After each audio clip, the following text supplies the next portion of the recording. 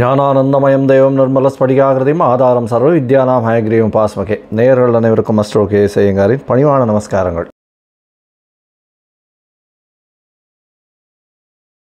வாரபலன் 13/5/2024 19/5/2024 வரலும் உண்டான வாரத்திற்கு மேஷம் முதல் மீனம் வரை என்ன பலன்னு பார்க்கலாம். அதற்கு முன்னாடி இந்த வாரத்தினுடைய கோல்சாரம் என்ன, இந்த வாரத்தில் வரக்கூடிய விசேஷ நாட்கள் என்ன, அதற்கு பிறகு இந்த வாரத்தில் எந்தெந்த ராசிக்காரர்களுக்கு சந்திராஷ்டமம் அப்படின்னு வரிசைப்படுத்தி பார்க்கலாம். இந்த வாரத்தில் பார்த்தாலேயானால் கோல்சாரம் அப்படின்னு சொல்லும்பொழுது காலபுருஷ தத்துவத்தின் முதல் ராசியான மேஷ ராசியில் சூரிய பகவான் புதன் சுக்கிரனோடு சேர்ந்திருக்கார். ரிஷபத்தில் குரு பகவான், கன்னியில் கேதுவும், சனி பகவான் கும்பத்திலையும், மீனத்தில் ராகுவும் செவ்வாயும் இருக்க. இந்த வாரம் வரக்கூடிய பயிற்சிகள் மாற்றங்கள்னு பார்த்தோம்னா மாத கிரகமான சூரியன் மேஷத்திலிருந்து ரிஷபத்துக்கு 14ஆம் தேதி கார்த்தால போகிறார். வைகாசி மாதம் பிறக்கிறது. நம்ம சௌரமானம்ன்ற வழக்கத்தை கொண்டு உள்ளோம். அதனால் சூரிய பகவான் ஒரு ராசியிலிருந்து அடுத்த ராசிக்கு போகிறத சௌரமானமாக கொண்டாடி அது மாத பிறப்பு அப்படின்னு சொல்லி வைகாசி மாதம் 2வது மாதம் பிறக்கிறது அப்படின்றத சொல்கிறோம். இந்த மாதத்தில் இந்த வாரத்தில் பார்த்தலையானால் சந்திர பகவான் புனர்பூச நட்சத்திரம் மிதுன ராசியிலேயே இருக்கார். புனர்பூச நட்சத்திரம் மிதுன ராசியில் இந்த வாரத்தை ஆரம்பிக்கிறார். கார்த்தால 8:30 மணி வரலும் மிதுன ராசியிலேயே இருக்கார். அதற்கு பிறகு அவர் அஸ்த நட்சத்திரம் வரலும் போகிறார். அதாவது மிதுனம், கடகம், சிம்மம், கன்னி 4 ராசிகளை தாண்டி போகிறார். அஸ்த நட்சத்திரம் வரலும் போகிறார் கன்னியா ராசிக்கு. இந்த வாரத்தில் பார்த்தாலேயானால் சுப நிகழ்ச்சிகள் அப்படின்னு பார்க்கும்பொழுது பூச நட்சத்திரம் வருது. பூச நட்சத்திரம் 13ஆம் தேதி அன்றைக்கி அது ஒரு பெரிய விசேஷம். வடலூர் பூசத்துக்கே பெயர் போன இடம். தைப்பூசம் பெரிய விசேஷம். இருந்தாலும் எல்லா பூசத்திற்கும் வடலூரை நினைச்சு அங்கே இது வள்ளலாரை பற்றி சொல்லாத ஒரு நாளே இருக்காது. இந்த வாரத்தில் வரக்கூடிய இன்னொரு விசேஷ நாள் அப்படின்னு பார்க்கும்போது அஷ்டமி, அதாவது வளர்பிறை அஷ்டமி இந்த வாரத்தில் வருது. வளர்பிறை அஷ்டமி 15ஆம் தேதி வருது. நார்மலாக தேய்பிறை அஷ்டமிக்கும் வளர்பிறை அஷ்டமிக்கும் காலபைரவரை வணங்குவா. இருந்தாலும் காலபைரவரை வளர்பிறை அஷ்டமியில் வணங்குறவா தேய்பிறை அஷ்டமியில் வணங்காமல் இருக்கிறது சால சிறந்தது. ஏன்னா வளர்பிறை அஷ்டமியில் வணங்கக்கூடிய பைரவரை போய் வணங்கிட்டு வர்றதன் மூலியமாக நீங்கள் கேட்ட வரங்கள் அத்தனையும் கிடைக்கக்கூடிய வாய்ப்பு உண்டு. பிரச்சனைகள் எல்லாவற்றிலிருந்தும் கடன் எல்லா பிரச்சனைகள்லேருந்து வெளியில் வரக்கூடிய வாய்ப்புகள் உண்டு. கண் திருஷ்டி அதை தவிர உடல் நலத்தில் பாதிப்பு இதிலெல்லாம் கொஞ்சம் ஏற்றம் வரணும் அப்படின்னா வளர்பிறையில் வரத்தை கேட்கக்கூடியது அப்படின்னு சொல்லக்கூடியது போய் காலபைரவரை வேண்டிட்டு வாங்க, நல்ல ஒரு ஏற்றம் கிடைக்கும். இந்த வாரத்தில் ஞாயிற்றுக்கிழமை, அதாவது 19ஆம் தேதி அன்றைக்கி ஏகாதசி, சர்வ ஏகாதசி அன்றைக்கி வைணவர்களுக்கு ஒரு பெரிய ஏற்றம். அன்றைக்கி உண்ணா நோன்பு இருப்பாங்க, சாப்பிட மாட்டாங்க, சுஜ்ஜி பண்ணி சாப்பிட்றது வழக்கம். இந்த ஏகாதசியை பொறுத்தவரையிலும் பார்த்தாலேயானால் வைணவர்களுக்கு பெரிய ஏற்றமான விஷயம்.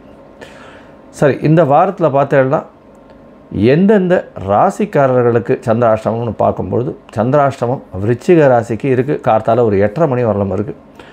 அதற்கு பிறகு தனுசு ராசி, மகர ராசி, கும்ப ராசி, இந்த 4 ராசிகளுக்கு விருச்சிகம், தனுசு, மகரம், கும்பம் 4 ராசிகளுக்கும் சந்திராஷ்டம காலமாக இருக்கும். இந்த வாரத்தில் சந்திராஷ்டமம்னா உங்களுடைய பிறந்த ராசிக்கு 8ஆம் இடத்துல சந்திர பகவான் போகிறது சந்திராஷ்டமம்னு சொல்கிறோம்.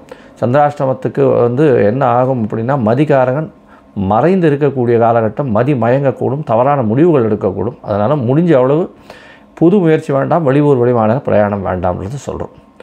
இந்த வாரத்தில் பார்த்தாலேயானால் இந்த சந்திராஷ்டம தினத்தில் ஏதாவது பண்ண வேண்டிய கட்டாயத்தில் இருந்ததே ஆனால் நீங்கள் அருகில் இருக்கக்கூடிய கோசாலைக்கு போய் உங்களால் முடிஞ்ச அளவு ஒரு கீரைக்கட்டு, அதாவது அகத்தி கீரைக்கட்டு வாங்கி கொடுத்துட்டு வர்றதன் மூலியமாக இந்த சந்திராஷ்டமத்தின் தாக்கம் நிச்சயமாக குறையும்.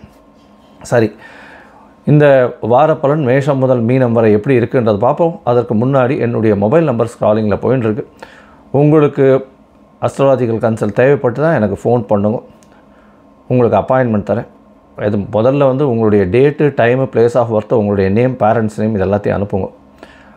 இந்த பிடிஎஃப் ஜாதகத்தை பிடிஎஃப் போட்டதுக்கப்புறம் அதில் சந்தி இருக்கான்னு பார்க்கணும். அதாவது பாத சந்தி, நட்சத்திர பாத சந்தி, லக்ன சந்தி, ஒரு ராசிக்கும் அடுத்த ராசிக்கும் நடுவில் இருக்கான்றதை பார்க்கணும். அது தவிர எந்தெந்த கிரகங்கள் 2 மாற்றங்கள் ஏதாவது இருக்கான்றதை பார்க்கணும். பார்த்துட்டு இந்த சந்தியில் வரும்போது சில பேர்லாம் வந்து எனக்கு துலா ராசி அப்படின்னு சொல்லிட்டு இருப்பா, விருச்சிக ராசியில் இருக்கும். அதாவது விசாக நட்சத்திரம் 3ஆம் பாதம் நினச்சின்னு இருப்பா, 4ஆம் பாதத்தில் இருக்கும். அப்படியே வந்து 40 வயசு 45 வயசு பெருமாள்கிட்ட வேண்டின்னு இருப்பா, அர்ச்சனை பண்ணின்லாம் இருப்பா, எனக்கு விருச்சிக ராசின்னு. அந்த மாதிரி நிறைய பேர் இந்த மாதிரிலாம் வந்துட்டுருக்கா. முதல்ல உங்களுடைய ஜாதகத்தை கணித்து அதில் சந்தி இருக்கான்னு பார்த்து, என்ன டிகிரியில் வந்து சந்திர பகவான் இருக்கான்றதை பார்த்து, உங்களுடைய தசாபுக்தி அந்தரம் சூக்ஷ்மம்லாம் பார்த்து, இன்றைய கோச்சார பிரகாரம் இன்றைய கோச்சாரத்தில் வந்து என்னென்ன மாற்றங்கள் இருக்குது, அதன் மூலியமாக உங்களுக்கு ஏற்றங்கள் கிடைக்குமா, என்ன எளிய பரிகாரங்கள் பண்ணலாம் அப்படின்றத சொல்கிறேன். அதற்குண்டான கட்டணம் என்ன அப்படின்றதையும் சொல்கிறேன்.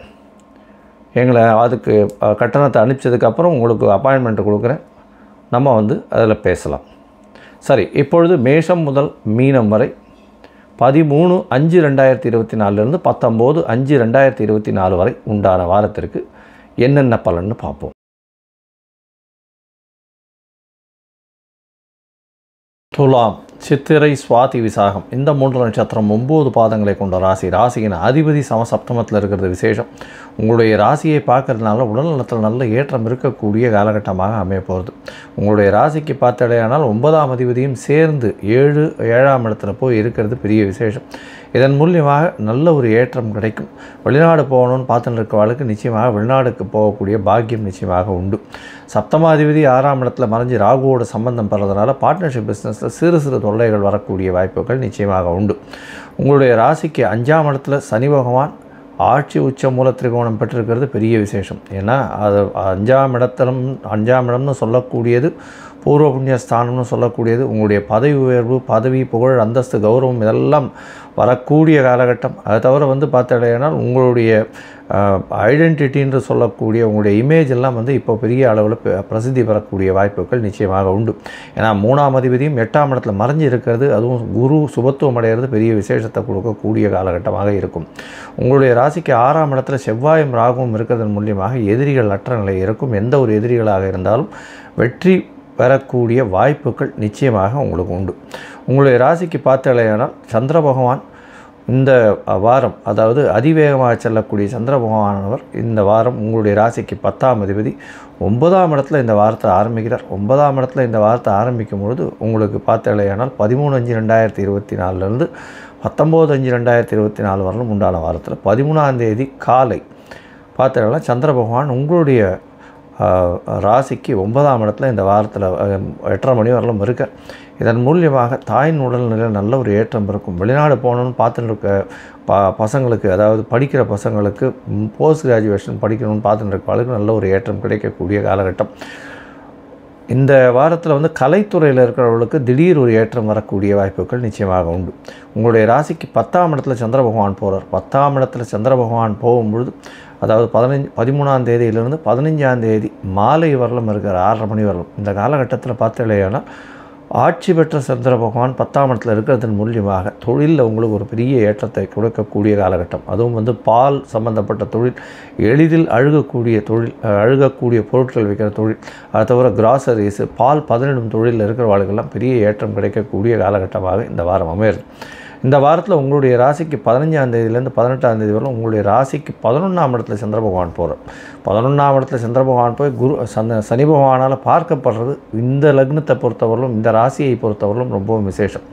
ஏன்னா துலா ராசிக்காரர்களுக்கு சனி பகவான் அதியோகர்னு சொல்லக்கூடியவர்.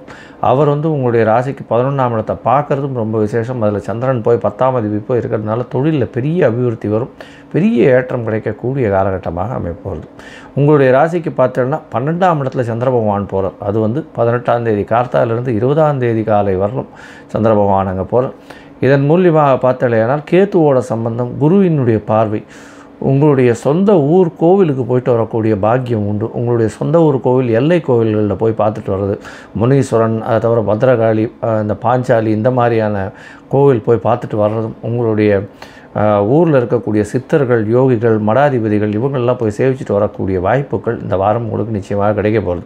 இந்த துலா ராசிக்காரர்கள், அதுவும் வந்து இந்த ஆடைகள், பின்னல் ஆடைகள் பண்ணுறவங்க, கார்மெண்ட் இண்டஸ்ட்ரி வச்சுருக்கிறவங்க, பால் பதனிடும் பொருட்கள் வச்சுருக்கிறவங்க, அதை தவிர வந்து இந்த கார்பென்ட்ரி ஒர்க்கு பண்ணுறவங்க, கார்பென்ட்ரியில் வந்து அந்த அழகு கலைகளை சேர்த்து பண்ணக்கூடியவர்கள், பெட்டு அந்த மாதிரி எல்லாம் பண்ணக்கூடியவர்கள், இவர்களுக்கு பார்த்தோம்னா இந்த வாரம் புதிய ஆர்டர்கள் கிடைக்கும், பெரிய ஏற்றம் கிடைக்கக்கூடிய காலகட்டமாக அமைய போகிறது. கலைத்துறையில் இருக்கிறவங்க ஆர்ட் டைரக்டர்ஸுக்கெல்லாம் பெரிய ஏற்றம் இருக்கும். ஹீரோயின்ஸுக்கெல்லாம் வந்து புதுசாக படம் புக் ஆகக்கூடிய வாய்ப்புகள் இந்த வாரம் நிச்சயமாக அமைய போகிறது. இந்த வாரத்தில் பார்த்தாலேயானால் வெளிநாடு சுற்றுப்பயணம் போகக்கூடிய பாக்கியமும் இந்த வாரத்தில் வரப்போகிறது. பொதுவாகவே இந்த வாரம் நல்ல ஒரு ஏற்றமான வாரமாக இந்த துளாராசிக்காரர்களுக்கு இருக்குது. நீங்கள் அருகில் இருக்கக்கூடிய இந்த பெருமாள் கோயிலில் போயிட்டு வரதராஜ பெருமாளை போய் சேவிச்சுட்டு வருவாங்க. நல்ல ஒரு ஏற்றமும் மாற்றமும் இந்த வாரம் நிச்சயமாக வரும்.